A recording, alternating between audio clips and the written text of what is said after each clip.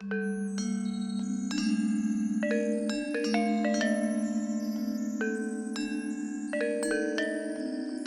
I was really little, like 4 or 5, and writing in my parents at night because we'd always have to drive to some other state to visit relatives and everything every holiday. And so I'd be back then, I'm not tall enough to see out the windows, right? At night, I'd just see these incredible cool color signs and, these neon things go by, and it just fascinated me. My sort of adult working career has always been in high tech in various places, and Silicon Valley most notably. So I've got all the tech chops. We had moved to DC, where I was doing consulting work there, and I turned 50. I thought about it and I said, you're right, screw it. I'm going to take all my tech chops and do cool stuff with it. When I decided to do different stuff, I said, okay, I'm going to learn how to do neon. This was down in DC, and there's a wonderful place called the Washington Glass School there, which they teach you how to cast glass, blow glass, everything else. And there was a woman who had run all of her life a neon sign shop in DC, and she taught the neon class, and I learned how to do neon. This was sort of in a period where neon had sort of taken this big slide down, but a lot of shops went out of business. Because these things basically last forever, if they're properly made, they don't burn out.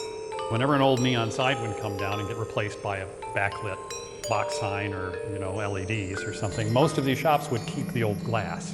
I said, okay, well, I just want to take all this cold neon and do something with it. As neon signs shops that closed down that I became aware of, I would either go and they would either just give it to me outright so they don't have to throw it away, or sell it to me cheaply. So I've been accumulating boxes of this stuff in my barn. And again, the Schweinfurth was good enough to let me move it all over here and sort through it, really, for the first time. So for me, this is getting back to something just really aesthetic and what I think is beautiful and everything like that, is that purity of light. With this one, what I tried to do by hanging it up in the air is so you could actually walk around and see it from different angles, because most neon, almost all neon, is two-dimensional. It's either on a sign, it's in a window, it's on the side of a building.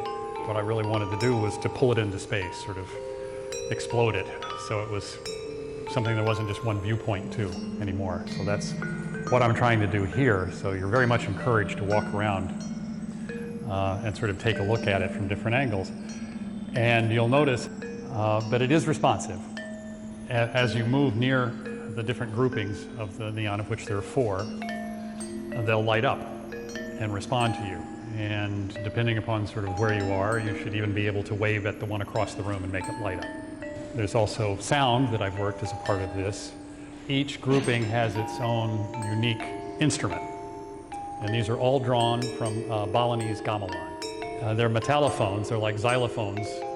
They're metal bars of all different sizes, and also gongs and kettle gongs. I've taken that instrument set to get the sounds that are in here.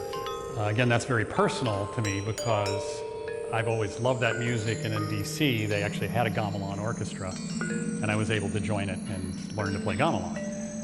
So this is finally happening, and I'm so thankful to you for coming out for the opening for this, and hopefully it'll bring you a little bit of delight.